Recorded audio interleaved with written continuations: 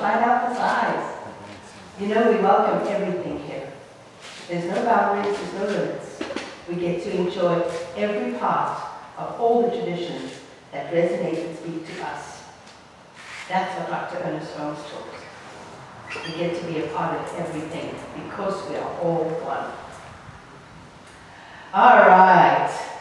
So let's get to falling. Or failing. Or flailing. So here's what happened. I put falling and failing forward because there was a typo that happened between some of the communication that was sent out. First of all, in the book, it said failing forward, and then on one of the communities it said falling forward, and then failing and falling, and I'm like going, well, what is it? Is it failing or is it falling forward? So I chose. I don't like the word failing. I don't believe it. I just don't.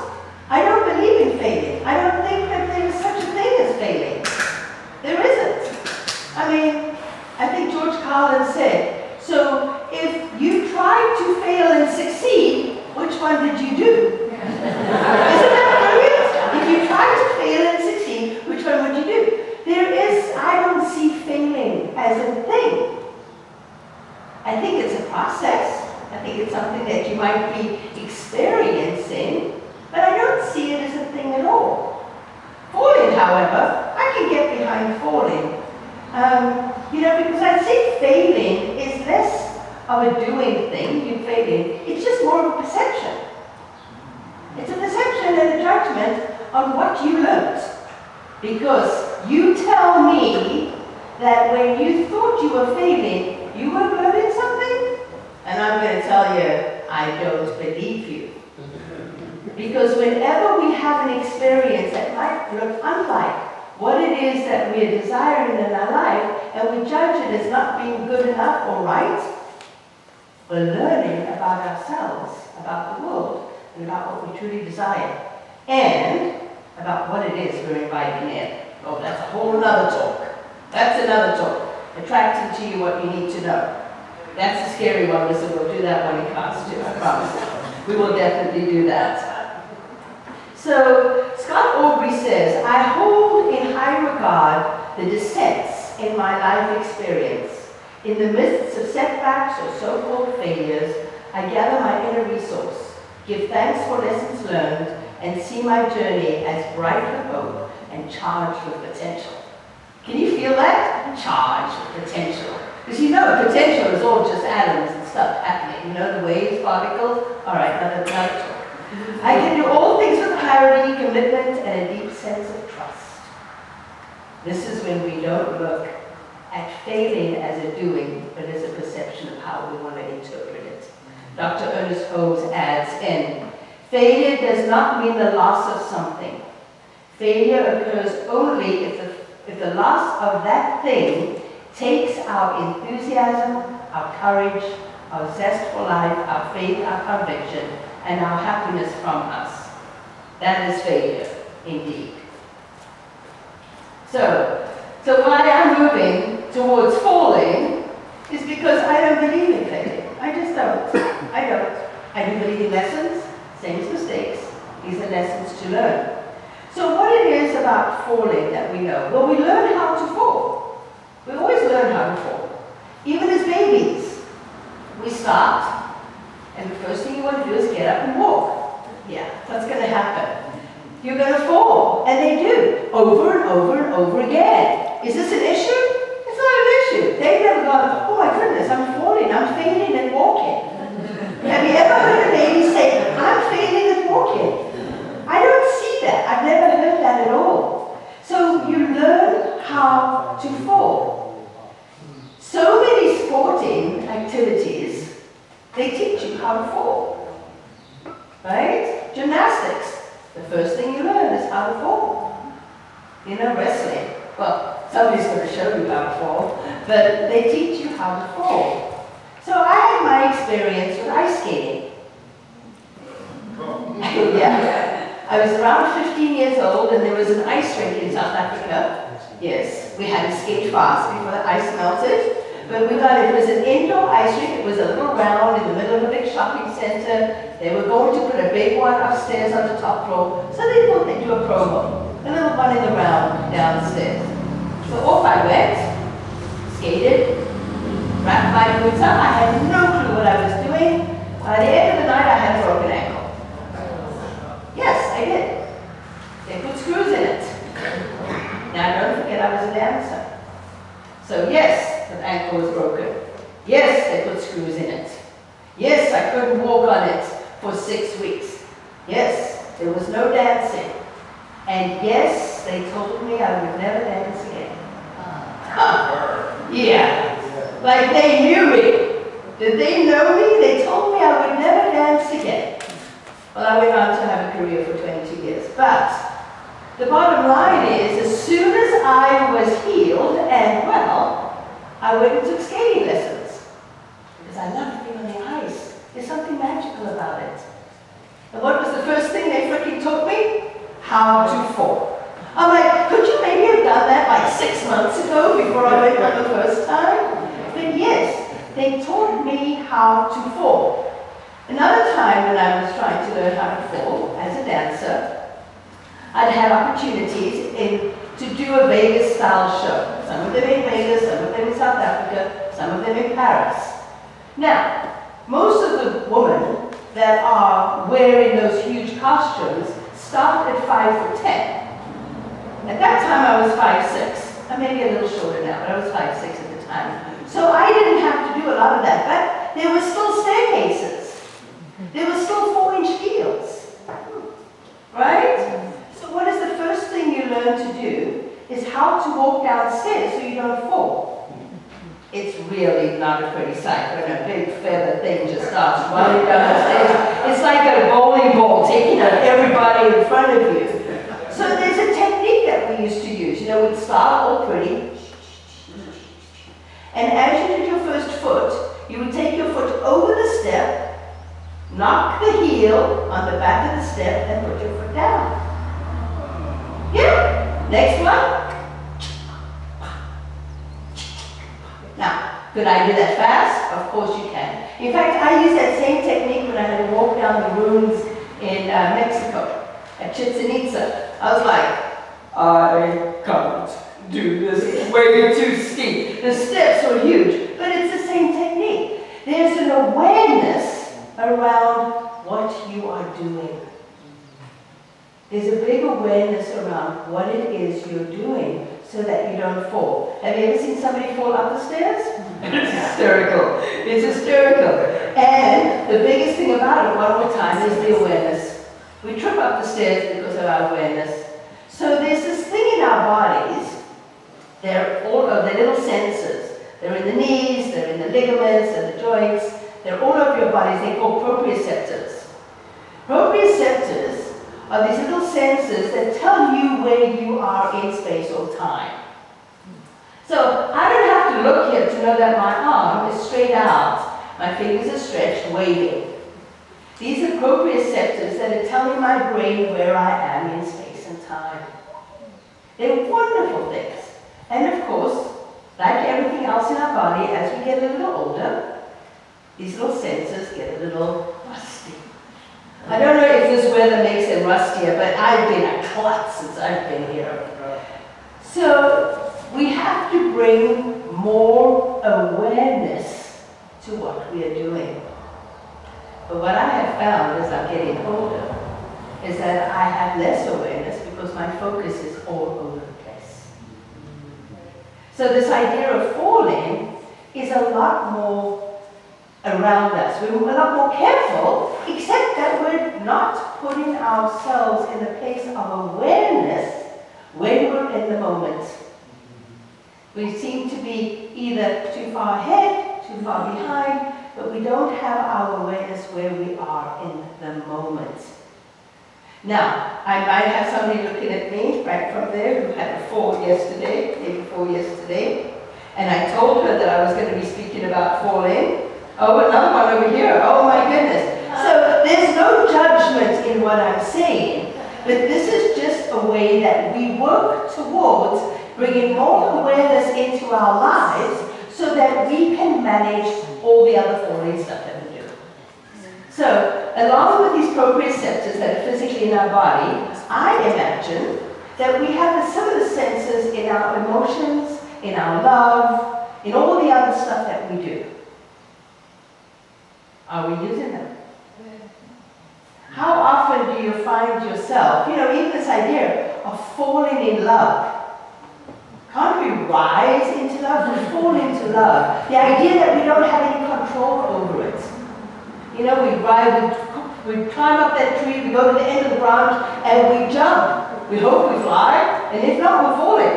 Woo! But it's not the falling that hurts you, it's the landing, right? Yeah. It's the landing. Even in NASCAR yesterday, they were talking about, he's going 190 miles an hour. That's not an issue.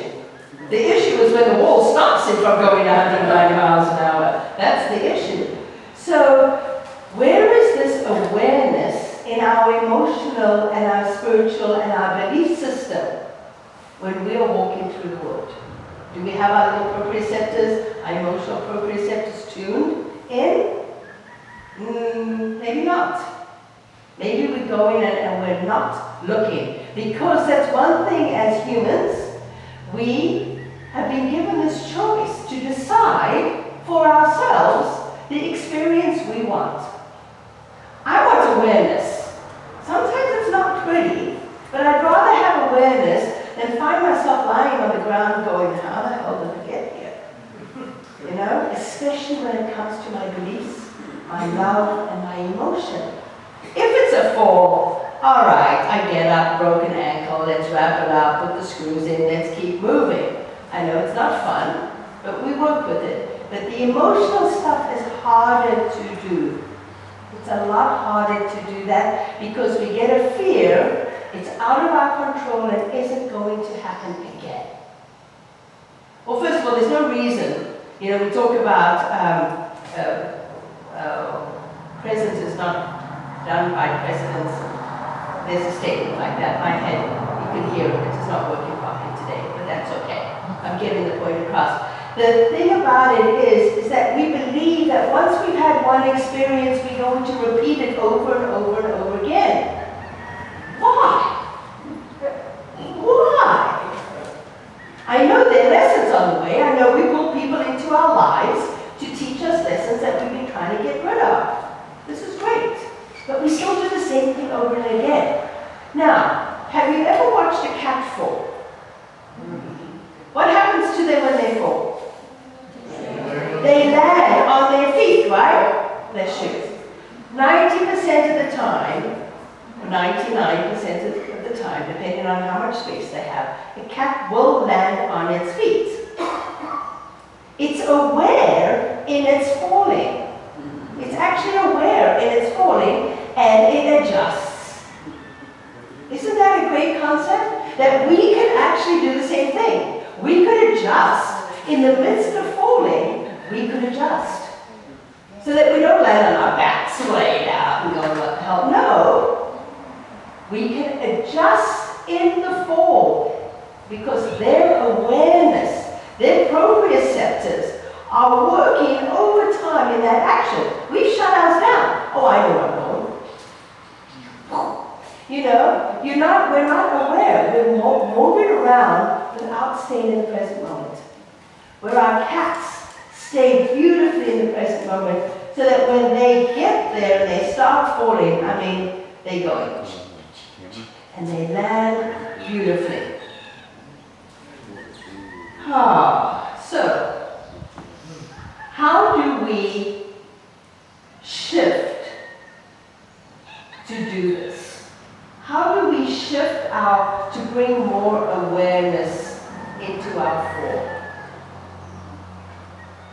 Yeah, it's tough. It's tough sometimes because there's so much going on in our lives. There's just a tremendous amount going on that's got our attention. We've got so much to take care of. All we want to do is just rest. We just want to curl up the book in the bed and go, let the world go by. But here is one thing that we never want to forget. We never want to ever forget that we permanently have a parachute. We always have a parachute. Right? You know what that parachute is? It's God. God is our parachute. Always there. Always ready. Always open. Always. God is always there. Spirit, ether, universe, whatever you want to call it, is always there to support you no matter where you are, what you are doing, no matter how tough the situation is. God is your parachute always. Now there's your ripcord. Yeah, you have to pull the ripcord. You have to pull the ripcord. You have to lean in. You know what I call the ripcord? Faith. Faith is what I call the ripcord. You have to lean in. You need to pull your ripcord. I don't know if you guys have seen this commercial right now on TV. It's a little distressing, and it's about mental health and depression, where there is literally somebody that jumped out of a plane, and they do not have, their parachute is not working. And there's a person right next to them saying, here, grab my hand. My parachute is good. Grab my hand. Oh, no, I'm fine. Grab my hand. We can go down together. No, it's okay. I got this. You don't got this. You don't got this. Remember, God comes in all forms. Every person around you here is God in action, in form, in expression. So when they reach out their hand to you, please take it. Please take that hand. You know, we don't want the same story that we heard after Katrina, the boat that goes by, the helicopter that comes by. Oh, no, God's going to save me. God is saving you. Right? God is here to supply and support you, to help and to hold you through these times. And if you look back at that guy that I had up there, he doesn't look like he's got a parachute, does he? Oh, he's got a parachute. It's attached. I'm not sure. I'm sure the engineers that can show us how to attach it. But his parachute is still there. His parachute is God. And his ripcord is faith. This is what we do when we are falling. You pull the ripcord of faith, lean in, and know that you will land on your feet. Because God never says no. Never, ever, ever says no. If you're willing to lean into that, God is there. I promise. And I can say that in full, absolute conviction because I know that that is the truth. There have been many occasions where I have needed a parachute. And I pulled the cord. Because if I didn't pull the cord, there's no way I would be able to stand here and speak to it this day. So I'm really happy that I could do that.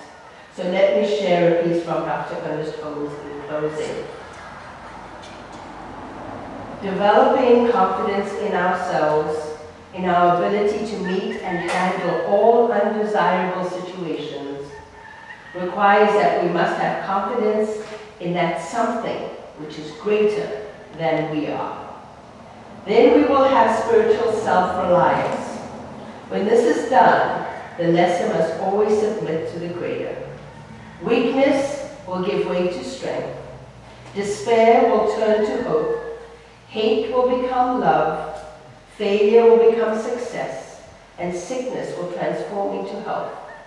The action that takes place moves in harmony, love, beauty, warmth, and order, and transforming all that is unlike itself. That is your parachute, folks. So please, I charge you, as we walk through this week and this month, if you feel you're falling, here is my hand. I gotcha. You got my number. You know where to find me. I am here. Please don't say you got it. Let me be that hand that helps you.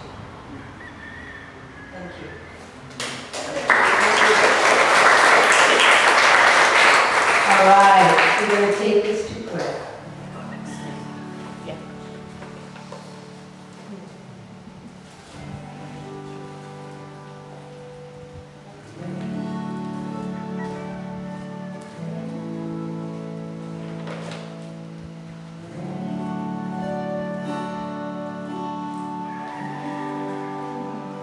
Oh, and as we lean into this moment, right here, right now, we recognize and know the beauty of the divine, the perfect order, the divine right timing, knowing that this presence is in, through, and as every single one of us, moving forward, pulling us, pushing us in that direction of our intentions and desires.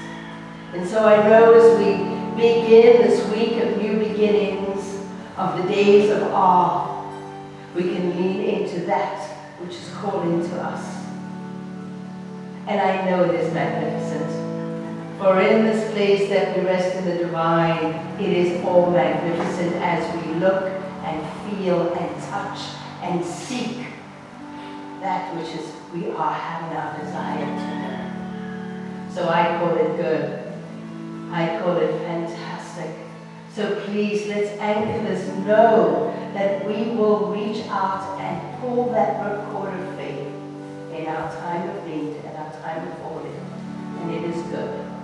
So we claim it together by saying, and so it is. Thank you.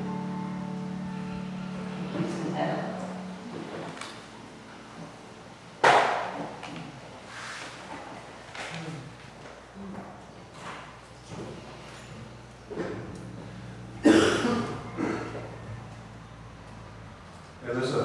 This song is crazy. This song is crazy to play and crazy to sing, so I'm glad you calmed us down before we started this train.